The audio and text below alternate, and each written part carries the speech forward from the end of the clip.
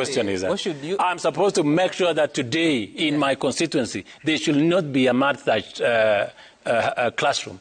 I should make sure that all the schools are built well and students are able can How do you do that? Because you have an NGCDF kitty. You don't. You have. What do you mean I don't? I have. I have more. You should not have any control over it. No. Why are you controlling it? No, because I'm the patron. I am the patron. Based on what law? Let me tell you, my friend, what are you talking about? You know, there is law and there is reality. What you're talking about are just the reality of the issue is that I have to be personally the NGCDF law does I not know give where any in power. my course I was elected. Okay, NGCDF is not elected. It is me who knows what I told the people. I'm going to be accountable next year to the people of Belgut and tell them, this is what I promised you, this is what I've delivered. Can all members of parliament do that? Or we are just using forums, to go and bash on government? You're using NGCDF to campaign? No. I'm not using NGCDF to campaign. I'm using NGCDF to improve the lives of the people. That is exactly what I'm doing. That is my responsibility. That is my mandate as a legislator. That's not the work of a member of parliament. But as a patron, Sam, isn't that what I'm supposed to do? Which patron?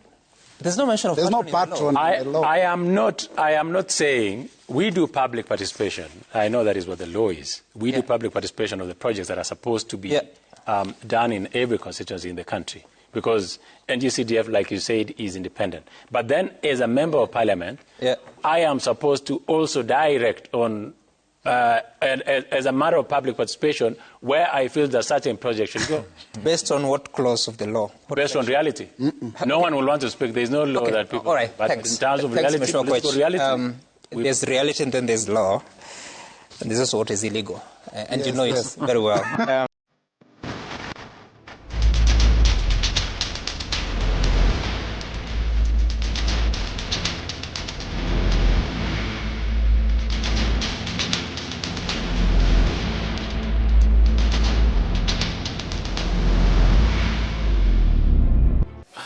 Welcome back, ladies and gentlemen, and thank you very much, guys, for your greatest support. Now, fellow Kenyans, there is something here that I want us to listen to. Of course, I've been listening to it. I watched it in the morning, the daybreak between Sam Gituku, Robert Mbui, and Koech, Nelson Koech. Of course, there were also some two guests, but I majored into these two people because what they were talking about is something that concerns Kenyans. The issue of the fuel, the issue of the CDF, NGCDF, NGCDF, ile pesa inaendaga kwa counties, constituencies ya masomo ya watoto ambao hawajiwezi, and also William Ruto playing bigger part in when it comes to explaining issues of fuel and all that. But before we talk about this, because it's going to be a little bit long, I want to humbly request to fellow Kenyans that if at all you're meeting for the first time, please don't forget to click the subscribe button. You can as well, like you can share, drop me your comment in the comment section, tell me what you think and where exactly you are watching this video from. And also, to the Bunita Media community and family, we had a project last month which was a success. Of course, you can watch down here, even if you're kule ambavyo tulipeleka kule, because of your participation and then cooperation and all that. Your 50 bob, your 100 shillings, your 2,000, your 1,000 played a very big role in buying the foodstuffs, giving them some money that they can use in the meantime and all that. And then after that, the director requested that if we can try, tunaweza wasaidia pia kupaka rangi kwa classes, the classroom, penye watoto wanalala, the dormitory and all that, the compound, because the government is planning to go and do inspection. I think by the end of this month, if I'm not wrong, and they were like, na tuna anything, there is nobody, when people like you come around, they tunaweza omba msaada. Of course, I really felt that because hakuna penye wana expecting kwamba wanaenda kutoa pesa. They just depending on the well wishers. So the way we did that, I'm just requesting that when tulifanya ile ingine, we can also do this so that at least tuhakikisha kwamba tusinunulia watoto chakula peke yake. We buy them food, and also we also try as much as we can to make sure that penye wanalala, penye wanakaa pia ni kusafi na hakuna shida yote. So I'm just requesting your 50 bob, your 100 shillings, your 200 shillings is going to play a very big role, a very big part when it comes to the issue kama hii. And I think rangi moja nimejaribu kuangalia the 20 liters of rangi nimejaribu kuangalia I think it's around 8,000, ranges from there. And nikijaribu kuangalia that place inataka rangi kama 4, because ni mbili za blue na mbili za cream white, I think, something like that. So 8,000 times 4, that is basically around 32,000. I think tukipata hiyo, and then tutashughulikia wenye wana mafundi wenye watafanya hiyo.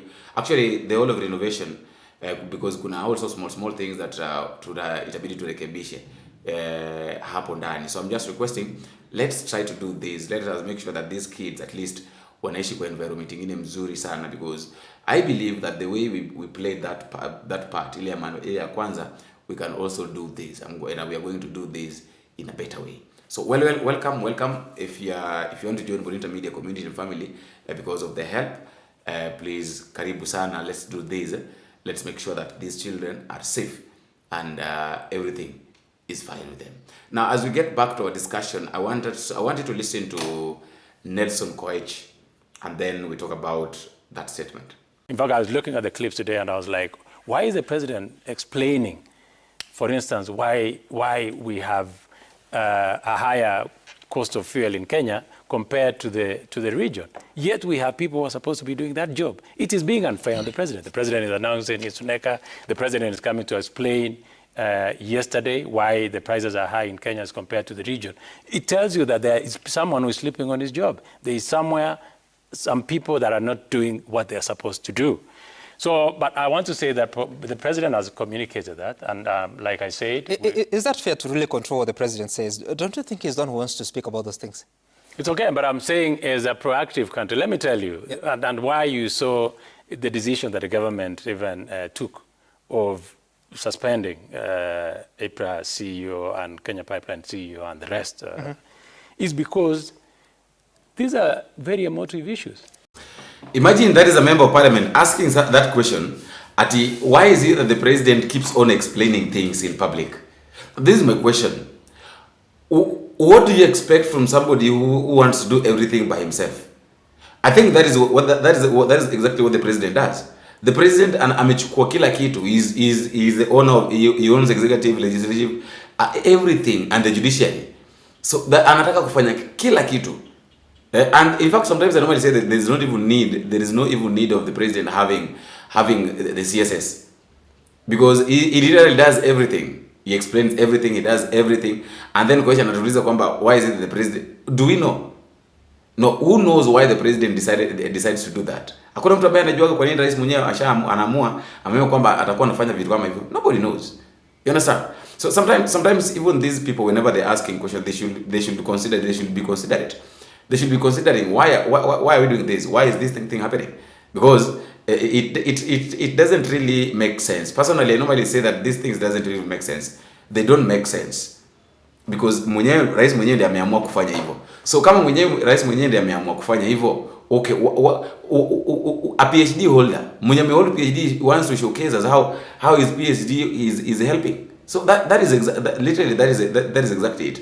Anataka kutuonyesha jinsi ambavyo PhD inasaidia.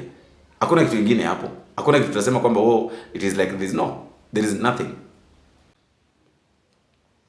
Now that is a shoot to kill member of parliament. Nelson Koech is one of the politicians wenye walikuwa wanasema kwamba hiyo mambo yenyewe amesema kwamba shoot in the leg, hapana. Yeye anatoa amri kwamba watu wapigwe risasi na wauawe. Right now he's talking about demonstrations, and of course you've heard what he's trying to say, and also he's trying to convince us that is the person that received the money, the CDF money. Between an MP of a certain area or a certain region and the people that not necessarily the people, but between a member of parliament and the committee of every, because I believe that every constituency has a committee, and the committee of every constituency that have been said, of course, the committees inatengenezwa on a member of parliament. Should the member of parliament play a very big role or be part of this? Because I believe that the member of parliament should not even be part of money, pesa yenye inaenda kwa watoto. maybe you can say that okay, pengine umeenda unataka kuwasaidia kudistribute, but I don't think that venye anasema kwamba hiyo pesa yote inaenda kwake, I don't think if it's okay. Anyway, I would like you to listen to their conversation with Sam Gituku, and then after listening to that, you'll also tell me what you think at the comment section, because hao viongozi wetu wanatuonaga ujinga, wanatubeba ujinga, wanadhani kwamba we are just stupid, we don't see what's going on, and we don't hear. Can you listen to them?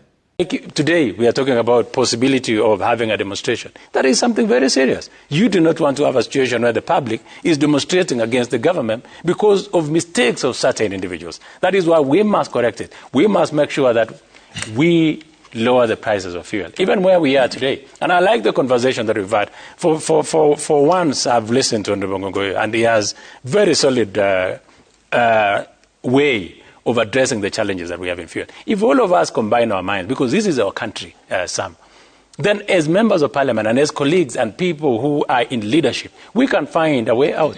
We can we know the budget, we know what we have put in supplementary. What is it that we can adjust to make sure that the common mwananchi is cushioned? All these other issues you hear out there are politics.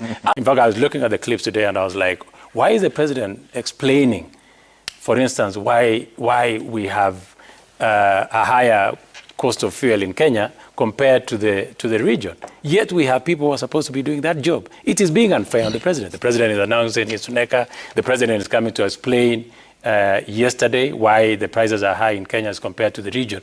It tells you that there is someone who is sleeping on his job. There is some people that are not doing what they are supposed to do. So, but I want to say that the president has communicated that, and like I said... Is that fair to really control what the president says? Don't you think he's the one who wants to speak about those things? It's okay, but I'm saying as a proactive country, let me tell you, and why you saw the decision that the government even took of suspending APRA CEO and Kenya Pipeline CEO and the rest, is because these are very emotive issues. Mbui, so then he says that you should be proposing solutions. You should take a law to reduce VAT to zero, or VAT on fuel, that is. When are you doing that? Sam, if you allow me, because I've been listening to them, so that I can respond a bit to some of the things I've heard here. And then first and foremost, of course, the Honorable Koech is completely out of order.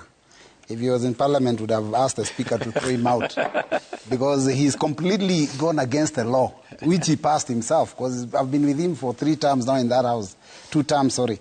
And the role of a member of Parliament is that you're saying 2 terms for the first time? He's been there for 2 terms. I've been there 3 terms. So one of the roles is to oversight. That means we must speak truth to power and make sure that what they do is the right thing. And that's what we keep doing. Legislate, which is to make laws, represent the people, speak on their behalf, and then, of course, to make the budget. So there is no role of development for members of Parliament. The construction of classes and all those things is really not the role of a member of Parliament. And I think that's why every time we end up in court, CDF keeps being taken to court, because members purport it belongs to them. And some even put their names on projects of CDF. That's really not the role of a member of Parliament. I don't do that. I've been in Parliament from 2013 up to date. There's no single project in the constituency that bears my name. But there are times when I actually go as an official, when I'm invited to officiate over... Mbui. No, nowhere. But you also distribute nowhere. We don't distribute bursaries. Bursaries are actually, there's a committee that... the CDF committee that calls public barazas for purposes of identifying those needy children that will be given bursary. And of course, as a politician, you always find yourself visiting and getting an opportunity to speak to the people. But I don't give bursary. Bursary is given by NGCDF. Who issues the checks? The checks are given actually from the office directly to the schools. So in those events, what do you do? I only go for the public participation to talk about how they should be fair in the distribution, make sure that the needy people are the ones that get. By the way, incidentally, in my constituency is the people, the public that help to identify who is given bursary. Not me, not a committee that sits and makes that decision. Okay. So it's actually their money. And we make it very clear, it's your money, it's your decision. It's you who knows the needy cases. Right. So I think sometimes members do go overboard, and that's why we end up in court. Matter of the ruling, or rather the decision that the president made before going to court. And he just didn't want to tell you that the president doesn't believe in the rule of law. I mean, if he did believe in the rule of law and the Constitution, which he opposed in 2010, he probably would not have made those comments that he did. He would have come to Parliament and asked Parliament to fast-track, because it is possible for Parliament to fast-track any law. And some, that's why you've asked me, why can't I bring? I can bring a motion. I can tell you there are very many motions I've contemplated, including the impeachment of the president.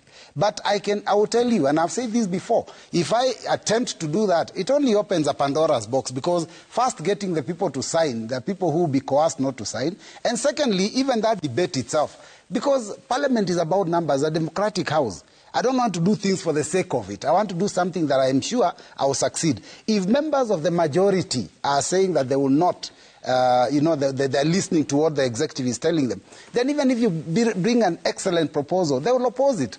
You know, there are some proposals we made when we are dealing with the National Infrastructure Fund, recently. And we proposed that let Parliament have a little bit more of an oversight on that fund. But unfortunately, when we did that, the executive opposed it. It was actually taking away power from the House. Okay. So I know that sometimes we may not succeed even when we have brilliant ideas. So that's why sometimes we spend our time telling the people what is going wrong, so that when we get an opportunity, we can show them how to do things right. For some, if you allow me, I think one of the biggest problems we have in this country is the trust deficit. I think that's where the problem is, if we can trust government. And unfortunately, the current regime has not given us opportunity to be able to trust them because of some of the comments they made. The president himself told us Mtungi ya gas will come down to 500. It has never done that. He told us he'll give free diapers to newborns. He has never done it. He said we'll have free Wi-Fi everywhere. People will be making free phone calls. It has never happened. So there are certain comments that the president has made that makes Kenyans not believe in him. So even now when he's telling us some of the things that are happening, Kenyans are skeptical about him because of the history that we have with him, which is not a very good one. Okay. But you know, Nelson has said that president is doing other people's job. I do agree. But you see now, I think it's his style of management. He doesn't allow other people to manage their offices. I have had a comment, I think it was on news today or yesterday, that he's even talking about SHA payments. Honestly, when payments of SHA being made, it's like salaries being paid to workers. Why would the president in a podium start explaining that SHA is making out payments? I don't think that's really his responsibility. Let him just be presidential and stay in State House and organize the country from there. So